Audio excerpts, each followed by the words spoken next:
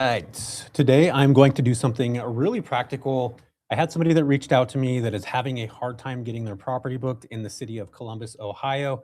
And I'm going to walk through exactly how I'd look at this property if somebody actually sent this to me and was like, hey, I need help with this. And I get messages every single week on this. And I want to start somewhere that most people actually don't.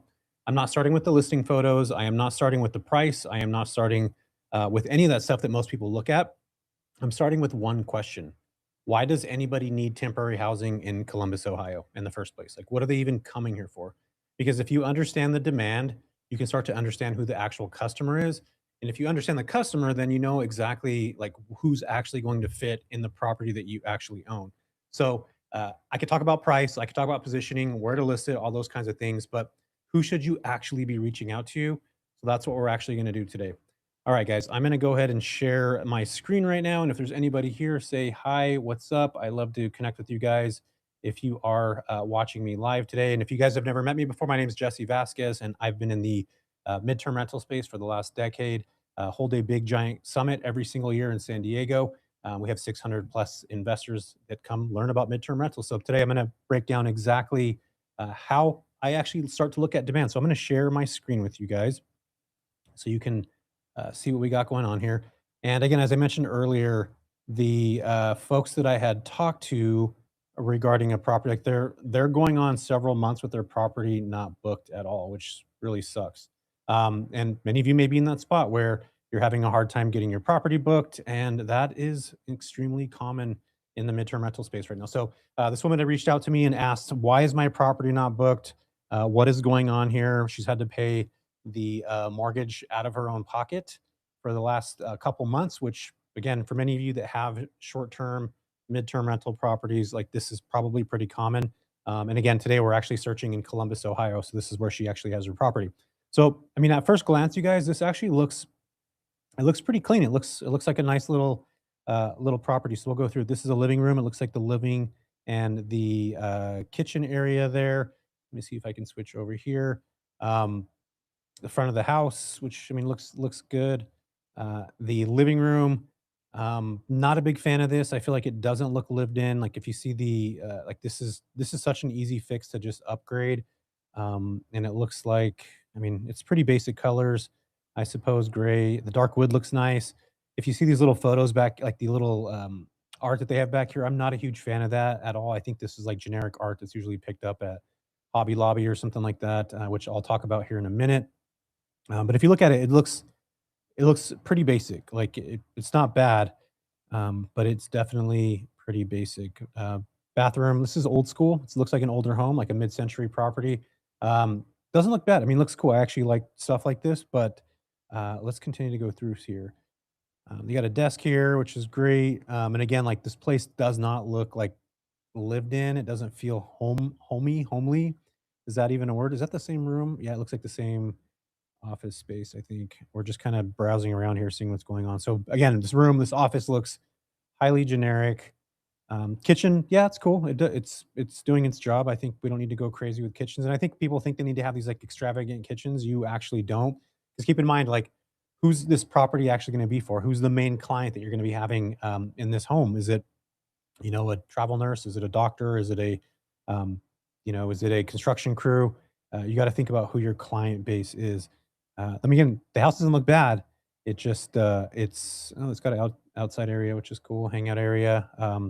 It's got so it has 16 pictures of the property from within, and then right at number 17, it probably goes into a bunch of like city photos, probably some neighborhood coffee shops, lunch areas, which is great. Um, do people care about stuff like this as they're searching for properties? I'm gonna say having a couple things is probably pretty cool. And again, you gotta think about the client base. This is the same photo that we just saw on slide 22. So just things to think about. Again, I don't think this listing actually looks horrible. In my opinion, it actually looks pretty decent. But I do think there's a couple things that we gotta fix here. Okay, cool. So let's actually dive into the listing a little bit now. So it is the title of this is called the Charming German Village Bungalow. It's $2,300 a month. This property's actually been vacant for a couple months.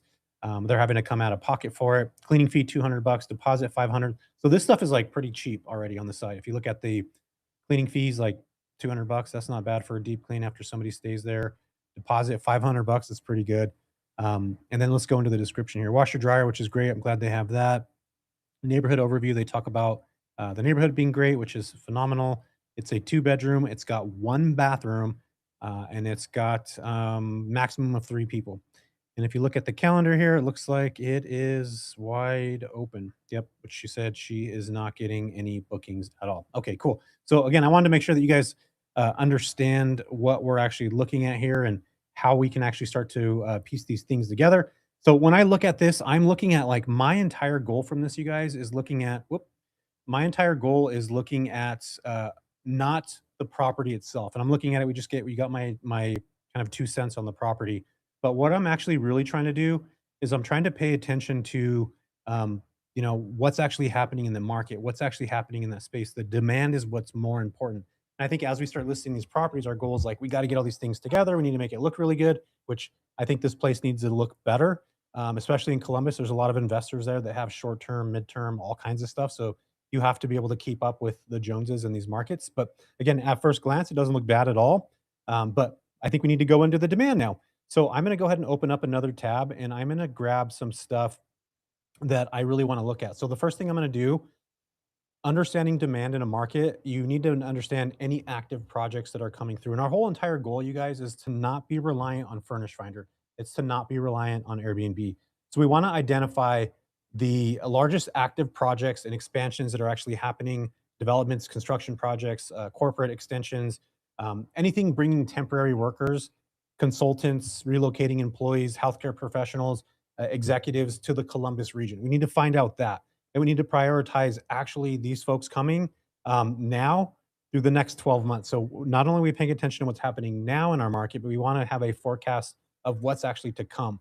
Because the longer things out, the likelihood of you being able to bid on these or have an option to actually move the needle and create something, I think there's a lot of potential in that, especially as you start to see what's farther out. So I'm not going to use AI to tell me what to do. This is where I want everybody to kind of start to understand this. I don't like using AI to tell me what to do. I like to use AI to help me find the actual signals of what's happening in the market, right? That to me is far more important than anything else. So that's our goal right now, you guys, is to actually look to see what's happening um, in the market. So let's go ahead and do that right now. I'm going to go get my prompt down, and I want you guys to learn this prompt too. So it's something that you guys can start to understand and put together. So let me go ahead and drop this in here right now so that you guys see it. Okay, cool. We're saying act as a economic developer for the director of the city of Columbus, Ohio. And the biggest thing with Chat GPT, any type of prompt, the prompt is really what's most important in this, you guys. So you have to make sure that you are identifying that when you're putting this together with Claude or Chat GPT. I'm having to use Chat GPT in here for this specific reason. I like the way the chat searches. I also like Perplexity for being able to do dark search and what's actually happening in these markets. So identify the largest active projects and expansions. We just actually said this. Prioritize actively what's happening now. I just said that. For each one, tell me the following things. And this is what's really important. What is happening? Where it is at? Current status, timeline, who's likely to travel to Columbus, and the contractors, why it creates a 30 to 80, 100-day demand, why it's going to do that. So let's go ahead and ask this prompt right now and see what pops up. And hopefully you guys can see my screen. Let me go back and look at this to make sure you guys could see. Yep. Okay, cool. Yeah, you're seeing here it's doing an active search. And again, the entire goal here is to not have Chat GPT tell me what to do, right? We're actually using Chat GPT to understand what is actually happening in Columbus, Ohio. And that to me is a great indicator on like, okay, we can start to see what we can actually start to do. What are the companies we can reach out to? How do we start to focus on the projects, and how do we start to connect with these companies that are actually heading into these markets? So that's what we're doing right now. It's still searching here, so we'll let that continue to go. And the cool thing again about chat, you guys, is that it deeply searches what's actually happening in the market. Okay, let's check to see what we have coming on here. Like, this is awesome. I love this already. Below is the economic development temporary housing view of Central Ohio as of August 17, 2026. So it's pulling today's actual date, current information that's happening right now. I've weighed projects by current physical activity, likelihood of bringing non-local workers into the market rather than simply by announcing an investment. That distinction matters. A $20 billion project that is moving slowly can create less near-term lodging demand than a $1 billion project with 400 specialty workers on site. Okay, cool. All right, so that's great information. So let's look at what to me is what sticks out here. Okay, very high. Columbus Airport, they're adding some new information here. They're adding a new terminal. Uh, Intel Ohio 1, very high but delayed. Andrew Arsenal Dash 1, very high. Colgate's Central Ohio Data Center. This is actually something I've recently heard. I know somebody that's actually going after building the housing potential for a bunch of folks that are coming into that market. This is a very high. This is, again, labeling by potential. Um, Ohio Health Comprehensive Cancer Center, they're being building. And again, our whole entire goal, you guys, is to look at what is actually happening in the market. Who are the folks that are actually being looking for housing? Why are they looking for housing? And how we can continue to, supply housing for them. And if you're looking to 2x or 3x long-term rental rates, this is a great way to do this by having stable clients that are going to be staying at your property for 6 months, 9 months, whatever the term may be. If you're new to my channel, you probably haven't heard me talk about a booking that I got several months back where I had engineers that were coming from Poland, that were actually from across the country. And they ended up renting six of my properties for $6,500 each, which ended up being a $360,000 deal over one conversation that happened. And I used ChatGPT to kind of put all these things together. And it so happened that that client was actually staying at one of my Airbnb properties for just a couple days while they were actually trying to find housing. So it's pretty cool, like how these things kind of work out. But again, our goal for this entire process is to look at what's actually happening. So you guys can see here what's actually happening in the market, who's coming out here, what these data centers are looking like, what's actually coming into Ohio, where is this active, what's actually currently happening right now. And I think again, these are the things for me that are really what's most important. And who comes into Columbus? This is again one of the things that we asked. This is one of the biggest projects for high paid temporary professionals that need housing, including semiconductors. We just talked about the data centers, electrical engineers, which typically is who we house when working with construction workers, safety managers, welders, electricians, all those folks, attached companies, Intel, Bechtel, Bechtel. Did I say Bech? I didn't just say that out loud, did I? Numerous specialty construction trades contractors. Okay, cool. So again, this is showing us what companies are actually working right now, if they're delayed, how active this actually is. The first 775 square foot building is under construction right now. This was announced in July. First production starts in July of 2026. This was announced last year. I want you guys to see this, the timeline here. Announced in July of 2025. So this is our goal, you guys. If we have a year time frame to be able to go search for, a company like this one here that is potentially doing housing, that's going to work with they're going to be in this timeline, they're going to be in this project for a long time. Initial workforce 250 people by the end of 2026. Long-term employment 4,008 jobs by 2035. Those are probably going to be people that are live or working on that site. Who comes into Columbus? Aerospace engineers, manufacturing, defense contractors, production specialists. Why do I need to know or why do I care about this? Again, these are folks that we can go look up on LinkedIn. These are folks we can look up on public websites to find out who's actually handling the housing contractor, who's the actual contractor in charge of these kinds of things. So again, as you start to see this information, it's data overload. It's so much information that's being put out so that we have a good understanding of what we can actually do to start to create, the fulfillment for these properties. Because again, if you don't understand the demand, how are you actually going to get your property booked? And that's the real important thing, right? So the two examples that I'll go back to right now, and I want to make sure that I touch base with you guys because we did look at what I think is really important here, which are these active projects that are actually happening right now. Right, this is Intel, Ohio, New Albany. It's active, but this is slow. It's still happening. We'll want to go research these and look a little bit deeper onto like, is this project already started? Has there been any movement in this? Is there any particular person that I can go and connect with? So we already know now, like we just looked at that site, that Wexner Healthcare, Colgrix is the data center, Andrew is a manufacturing company, Intel. We saw that they're starting to build some stuff too. And these demand signals are incredibly important for a few reasons. This is where people stop way too early. If you find out that there's a hospital that's being built and there's a project attached to it, I want to know who's actually attached to it. Is it going to be healthcare clinicians? Is it going to be specialists? Is it going to be families or patients that are going to be going there? Is it vendors, projects, engineers, property manager, or excuse me, PMs, superintendents, commissioning terms? On the corporate manufacturing side, is it relocation companies? Is it technical teams? Is it executives?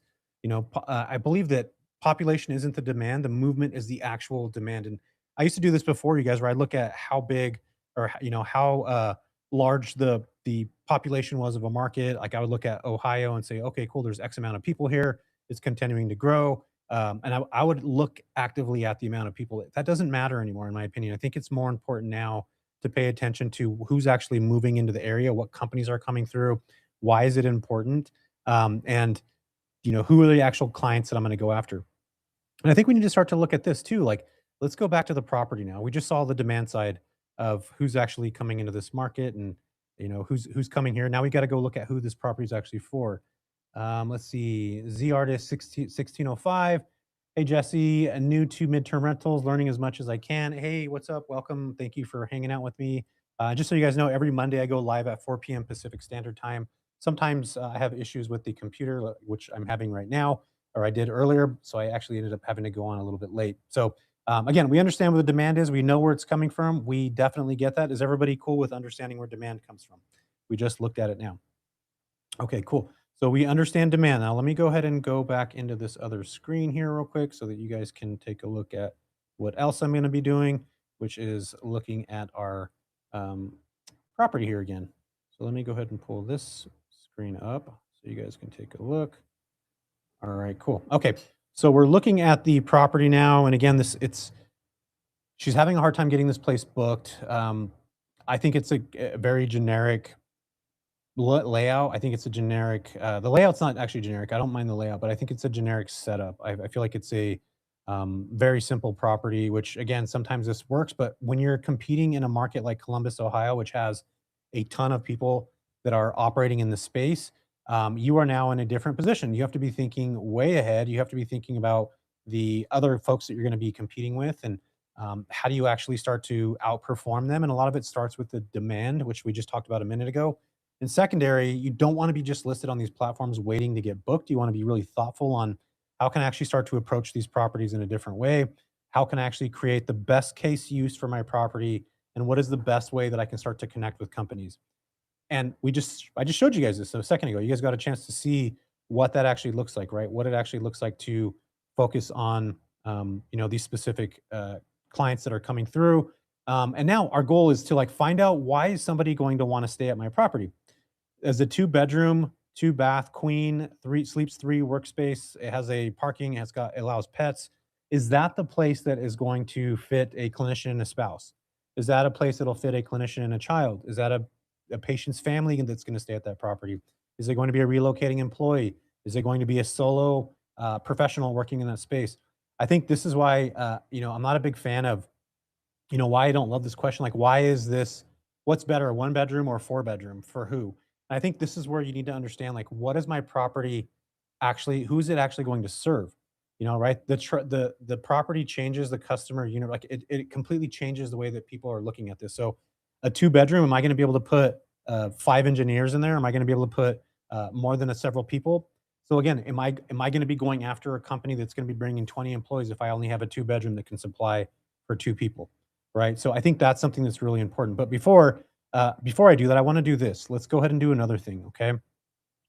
I'm going to go look at how much this property is actually earning, and we're going to use AI for this too. So I'm going to grab another prompt, which this is going to basically show what's actually happening in the market right now. It means like we want to do a market analysis on this specific zip code, and you guys can go into Rentometer. You can go into multiple different places and look at how much people are charging for the specific property in a certain area. But today we're going to just use Chat GPT here. So let's go ahead and write this in here. And I will drop this in. So act as a real estate agent analyst, zip code. This is the zip code that we're actually looking in, right? This is the German area. We were able to kind of single in the specific market right here. And we can see exactly the German village. It's right next to Whittier Street, which we don't have an exact address, but we're again looking at this information to try to understand what the market is actually demanding right now. So let's go back to our chat. And we're going to go ahead and put this stuff in. So compare currently public available long-term rental listings and 30-day listings. So it's gonna search for this.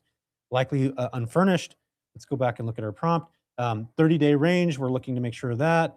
We're looking for 5 comparable listings to what we actually have, whether it's $2,300 appears low, or is it slightly higher? Like, where are we actually at with our pricing right now? So again, this is what's popping up. 946 square feet, 2 bedroom in the German village, like we just talked about a minute ago. Here's something to really pay attention to, you guys. Long-term unfurnished, roughly 1,600 to 1,950. Furnished 30-day asking is roughly 1,900 to 2,500. Best target asking price, 2,250 to 2,350, which this property is right in that wheelhouse, right? It's about 50 bucks under that. And this actually shows us comparables. This is what I love about chat. I can look and see what the estimated ranges are. There's a place that's probably right around the corner, which we can look up how far this actually is. 1,800, 2,100, 508 Jackson Street, 1,800. So it's looking at what's actually showing there, and it's showing. I'd put the subject's unfurnished equivalent at approximately $1,800 to $1,900. So that's basically what chat is saying, that you could rent your property. If it's attractive, if it's renovated, obviously you can command a different price point. But the whole goal is to find out, are we actually priced accordingly?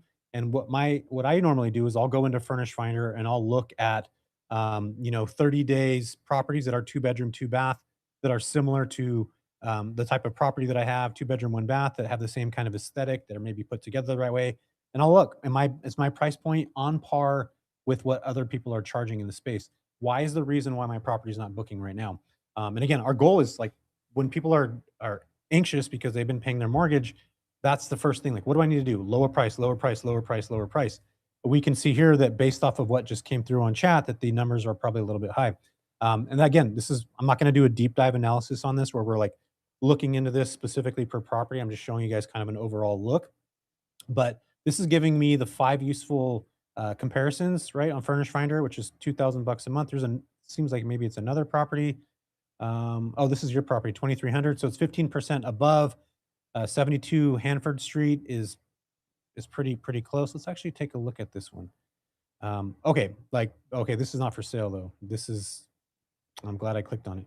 This is another thing too, you guys. Chat is not always correct on this unless this property was rented and it's just showing how long this is a lease. Oh, okay, cool. Here it is, furnished and unfurnished. Okay, cool. So it is available. 1,900 bucks. Okay, cool. Actually, it was removed on June. So that doesn't necessarily give us the greatest, but it does show like a price point. And I actually saw this property when I was going through Furnish Finder, which is interesting. And I saw this actually on another website. I think it was actually Furnish Finder. I remember the green. Like, this looks like a cool house. Like, it looks clean and new, modern. I would expect this to command a higher price point than the property that we're looking at right now, right? Which I think this one was rented for, what was it listed at? I think it said 1,900 bucks. Yeah, $1,900, which it may seem like it's rented right now. I would actually go and look this property up on Furnish Finder and see how much it's actually renting for, see if it is still showing as active. But normally when you see, listing removed, listed for rent, it's probably rented already or something else. But again, we're not going to just take what ChatGPT says and take it for, we got to look this stuff up. We got to, like, do a little bit of research, right? Here's another one. We'll just look at this last one for resource. $2,300, right? That's our main property. And this is saying that there's another comp here, which is, let's see, this is fully furnished. Yep, it is 1,850 a month. If we look at this property, it looks pretty clean. Um, Still looks kind of not lived in, but it feels probably a little bit cleaner than the other one.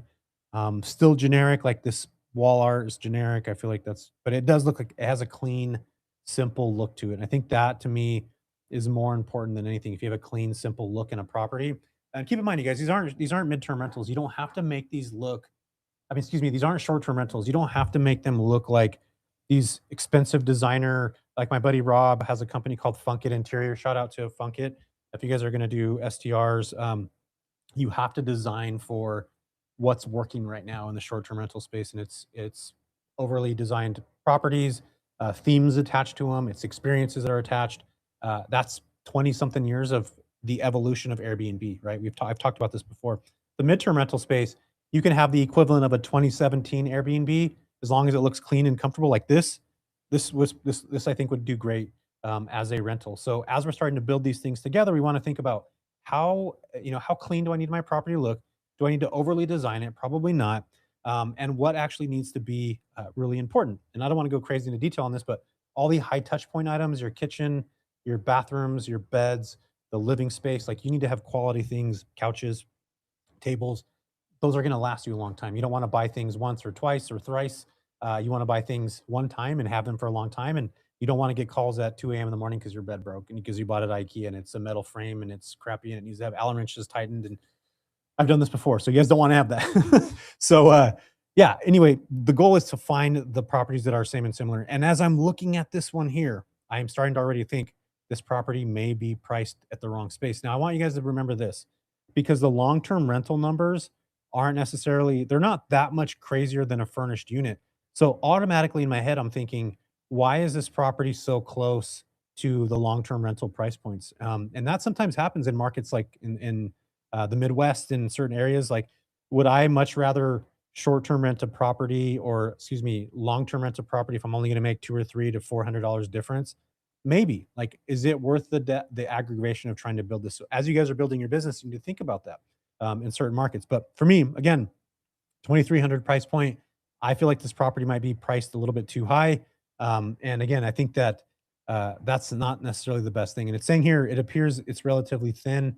The visibility of furnished supply. I don't actually believe this at all because there's a ton of units in, oh, maybe in this market. There are H2H rentals serving the Columbus market, general furnished operators such as German. Okay, cool. So this is basically saying that STR availability should not be confused. Yeah, that's important too. And again, this is why I like to look at Furnish Finder to look at what's actually happening here. Okay, cool. So I think this property is probably priced too high, and this is what chat is saying. My answer is competitive, lean slight. Yep, yeah, same thing. This property is a little bit too high price point, in my opinion. Again, I have not dug a little bit deeper on this. And also the thing too, you guys, is when we're going after corporate housing companies, we're actually going to be looking for a higher price point. We're actually going to be looking to get paid more than traditional operators are doing because we're building these contracts with these companies and they want to work with people who have the understanding of these companies actually work based off the average daily rate of a hotel. So if a hotel is $89 a night in Columbus, Ohio, the likelihood of you being able to, command $89 a night for a single room might be the price point of a Holiday Inn Express. Like that's what these corporations and companies could be paying. So just because we look at the Furnish Finder price points doesn't mean that the corporate companies we're talking to are actually looking at the same thing. So I do want everybody to understand that because it does give some kind of nuance to what we're actually doing, right? So again, we looked at the property. We saw that there's multiple different properties. I think it's priced a little bit high. Uh, yeah, maybe so. And we'll have to test that. I think this is where this woman's at right now in her business is she's looking to she's got to get the place booked because she's paid mortgage 2 months. And I think again for me, the pricing only makes sense depending on the type of customer. Somebody that's coming by themselves, like a doctor that's traveling by himself, company's not paying. Um, is this going to work? Is $2,300 going to be too expensive? Are they going to be searching for something, cheaper? But again, you got to make sure that you compare it to long-term rent. You absolutely want to make sure to do that. Your furnished competition, your hotels, your extended stays in your own market, like Extended Stay Americas, 2 hotel rooms. Like, how much does 2 hotel rooms cost? That's what a corporate housing company is actually looking like, and that is why it can command a completely different price. So, what we just looked at on Furnish Finders, what the general public is looking at, what price points are. When we talk to companies and agencies, they look at things completely different. They're looking at average daily rate. They're looking at hotels. That's who they're actually comparing the property to. So if I was starting off right now, I would be thinking about, again, this entire scenario of this entire property. And I want to go back to the property now because I do want to talk about a few things here that I think are um, very, very important. So I'm going to go back to my notes here and grab these notes. Okay, cool. All right, let's go ahead and pull this property back up and we'll go through this. The thing that I would really change, let me see if I can get this to work. Hey, Cheryl. I see Cheryl's here. Cheryl Francis 9368. What is up, Cheryl? Happy Monday. I'm glad you're here. And again, you guys, I go live every Monday at 4 p.m. Pacific Standard Time. Today, I happen to go back, happen to pop on a little bit later. I was having some technical difficulties with my computer, which happens, I suppose. Okay, cool. So we got this listing back up. Let's take a look at my notes here so I make sure I stay on track. Okay, cool. So charming German bungalow. You guys, does that seem like the right name for a property? We saw what the demand is looking like in the market, right? There's all kinds of different clients. Who is my property actually going to suffice? Like, who's actually going to be staying in my property? Is it going to be a corporate company? Is it going to be a who's my actual avatar that I'm trying to identify? Because a charming house describes the that describes the house, but who am I actually going to be renting it to?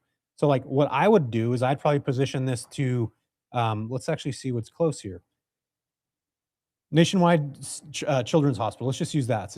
That's the closest thing. So I may put this as, instead of charming, what is it called again? Charming German Village Bungalow. I would be doing something completely different. I would think about furnished two-bedroom plus parking plus monthly stay near Nationwide Children's Hospital, something like that. And then I would do this because the photos of this property, they're not great. You guys saw that, right? The first photo, is this first photo make you want to stay at that place? Is it like make you want to stay there? No, it doesn't. So what's that one thing that, if you're living in a house for 30 to 90 days, what's that experience that every single person you can visually put in that first picture? If it's having a cup of coffee with a really cool view on the outside at, nighttime or whatever, have that be your first one. That's your first picture. Which again, this we're not actually able to see the scene. I'm not able to see myself in this property doing anything. I want to be able to see what that actually looks like. I want to see what that view is going to look like. And for me, like, this is just whatever. It's very, very basic to me, right? If you guys can see my screen right now, there's nothing crazy about it. But I would change it to that. I would be focusing on, again, what's my nearest avatar that I can connect with? Nationwide Children's Hospital. Cool. Let's start going after those folks. How can we connect there? How do we find out what's happening in Nationwide Children's Hospital? Well, the same thing we did earlier, right? We looked at what's actually happening in our market, who's actually coming to this place. We just looked that Nationwide has a very high travel contract nursing space, 13 to 26 month stays, out of town Nationwide children's patient family care. Like, so there's multiple different scenarios here that cover that same type of client, which again, for me, could be a family, it could be the travel nurse, it could be multiple different people that are going to that specific property. Again, how are we going to be able to capture that demand of those folks looking there? This is the way to do it, right? We just broke that down. So again, as we're starting to go through this, I want to make sure that you guys understand who's the client that we're going after. Who are we going to be paying attention to? This is a great indicator of who that client is, right? We were able to do a little bit of research to find that out, which we did. We grabbed it. We got that information. Let me go back to my notes here. Okay, cool. So again, in the photos here, it doesn't really give a great workspace. It doesn't really show us, what this workspace looks like. It doesn't really break it down into. Actually, the workspace sucked. You guys, did you see it? I think it was like a chair empty in a room. It was a very sad room. Where's that? Or was that my other? No, that was this one. Yep, that one right here. Like, you guys, this is very sad. Like, even the light in the back is just like, like it makes that sound when I hear it. And again, I'm not knocking this. I think everybody's got to start somewhere. And I talk about travel nurses because, and I've heard many people give me crap on this. Like, why do you keep telling people to get into travel nurses? I think travel nurses are great if you're doing individual rooms, or if you get a corporation or company that's going to have 3 or 4 or 5 travel nurses stay at a property. That's how I started my business. It was 3 travel nurses coming together, got a contract with the hospital. So don't let people discourage you saying that travel nurses aren't the right thing to go into. I actually love the idea of getting people hooked into the idea of, the first thing they think about is hosting travel nurses. It's like I always tell people that, short-term, midterm rentals, it's a gateway drug to get into a bigger environment in the midterm rental space. So if travel nurse is your first entry point where you're excited about that, take that, but you're going to evolve past that. It's a great way to learn through the process of starting to understand the demand, putting a property together, starting to get excited about it. To me, that excitement is worth a thousand. You need to have that feeling as you're building your midterm rental business. So don't be discouraged by the people that say don't go after them, don't do that. It's a great way to start to build your first steps into this business, and you're going to realize relatively pretty quick, either A, your property is not going to work for travel nurses, or B, you need to be very intentional about the types of clients that you go after. You're going to want to talk to recruiters and agencies that actually pay for housing, where they're going to send you the demand. You're not going to get individual nurses. You're looking for travel nurses that are coming in 3, 4, groups of 3 or 4. They're traveling together. The one-off nurse, the husband-wife nurse, whatever, we don't want them, right? We want the folks that are traveling in groups, and you'll ask recruiters for that information. So, again, I would change this entire thing. It would be a two-bedroom, plus parking, monthly stay near Children's Hospital. I would be doing that. I would not be describing the features. I would start explaining, you know, I don't know. I really look at, let's go to the demand. Let's go to the bright, inviting bungalow in the heart of German Village, lovely neighborhood, both beautiful and lively. Enjoy elegant hardwood floors. Again, this is describing the property. What I would be doing here is saying incredibly thoughtful property put together in the German Village, a neighborhood that we absolutely love, which is why we bought here. Hardwood floors, what are French doors going to actually do for the type of client you're getting? You got to think about what is that person actually looking for. So if I'm designing something for a travel nurse, it would be very much like eloquently put together specifically for a travel nurse and families that are relocating, blah, blah, blah, blah. So you're like very specific on the type of client. And again, like we're looking at this again, lovely neighborhood, French doors, hardwood floors, second bath or second bedroom, which can serve as living room area, whatever. Like that to me is just describing French door. Like it doesn't matter. What is the client going to actually need? Blackout curtains. If it's a construction company, they're going to want, probably a garage to park a work truck in, or maybe two, big enough space for that. So you got to like identify the type of client that you're going after, and you want to create the words that are actually going to be able to speak to them. And this here, which we just looked at a minute ago, does not do that. It does the opposite. It talks to nobody. It's just talking about French doors and flooring. That's it. Cozy. Yeah. Okay. But when I look at these photos, do I feel cozy? Actually, it doesn't look too bad. I mean, again, it doesn't look bad, but it's not. It's just very generic in my opinion. And in 2026, you have to level up. So I would maybe paint. I would probably dress these chairs up, maybe have them look a little bit different, maybe put an area rug down here, something bigger. I would definitely change the art. So again, it doesn't need to be something crazy, but you need to be able to track those types of folks that come in your market. You guys can use AI to write that. You can say, here's the type of client I'm trying to attract. Here's what my current description says. How do I make this better? How do I start to understand this? How do I get a client to be able to see themselves staying in this property? What are the things I need to make sure that I'm hitting? And what do I need to buy in order to make that happen? That's the way you guys should look at it. And again, Columbus, Ohio, never been there. I probably should check it out sometime. There's a lot of potential in that market. I saw it. We all looked at it, right? We all saw that what's actually happening in that market, which I think again, cool. There's a lot of opportunity in the space. Is this price a little bit high? Maybe.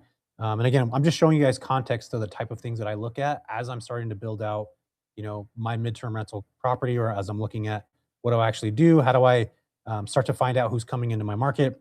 If you guys missed this, go back and watch this again. I go through detail how to actually start to identify how to price and how to use AI to find out who's actually coming into your market, and actually even break down the prompts, which I think is really, really important as you guys are building out this business. You need to know who's coming, who to connect with, who to talk to, and where to go. So you guys got a good view on this today. I appreciate you guys tremendously. Let me go ahead and go into this. And if you guys are actually interested, I'm putting together this is going to be my third cohort. This is the last cohort I'm going to do this year, where everything we talked about today, finding the demand, finding the client, learning how to talk to them, getting the scripts on what you should be saying, both through email, phone calls, conversations, how to actually start to identify the clients, which I'm showing you guys here in real time, what that actually looks like, what your follow-up cadence should look like, what you should say, what you should not say, how to position yourself to companies by average daily rate based off of hotels. You guys, this is so different than short-term rentals. It is not like Airbnb. It's so different. And I'm urging everybody to really think about, as the market continues to evolve and mature and grow, start getting used to getting direct bookings and thinking about how to actually build a business that is not on a platform. I'm telling you guys that as this market continues to mature, I've been studying it, paying attention to it. I've been doing in it for 10 years. It's getting more saturated. Um, it's becoming more professionalized. And I think as that starts to happen, the level of operators, like we just looked at with that house, those operators are going to continue to sink, while these, many of you may be watching this, maybe thinking about professionalizing your business. You're going to start to level up. And as the market matures, you're not going to have to worry about, having a gap weekend in a calendar for 2 months out, and making sure that everything's subjective to that 2-day booking that you have in the middle of September sometime, and readjusting your calendar. Like, you don't want to have to do that. So again, as we continue to build this up, you guys want to be thinking about the opposite side of this. What does my demand look like? Who's coming into my markets? And this is everything we're going to be teaching in Placed, which is the third time I'm doing this. It's a cohort. We're starting it in September. In fact, September 15th. If you're interested in that, we have 10 spots left. Just message me Placed, the word Placed, and I'll send you the link. You'll hop on a call with our team. We'll see if you're a good fit. But we're only taking 10 more people on. And again, this is for people that actually want to build a business and they're having problems right now with getting their properties booked. They're not in the right type of environment. You're not around the right people that are showing you how to actually do this. And secondary to that, I think community is so important. It's one of the things that I love about the midterm rental space. You get to talk to other operators that are having similar issues than you, as you, and you're able to watch people kind of continue to build and grow, which is one of my favorite things about this entire thing. So, if you guys are interested in that, DM me or shoot me the word Placed, and I'll send you guys that information over. What's up, Tish? Tish Powers 2496 is here hanging out. Thanks for hanging out, you guys. I really, really, truly appreciate you. Hopefully, you guys found some value in this today. I'm very grateful that you guys are here. And again, if you guys want to work with me, please reach out. I'd love to do that. It's one of my favorite things to do. And we're starting the next cohort. We're starting the next cohort on September 15th. So get out there, you guys. We'll see you in the next one. Hopefully, use this information I shared today. Go make some stuff happen. The midterm rental business is still, I think it's right now is the time to go. So let's get to it. Let's go.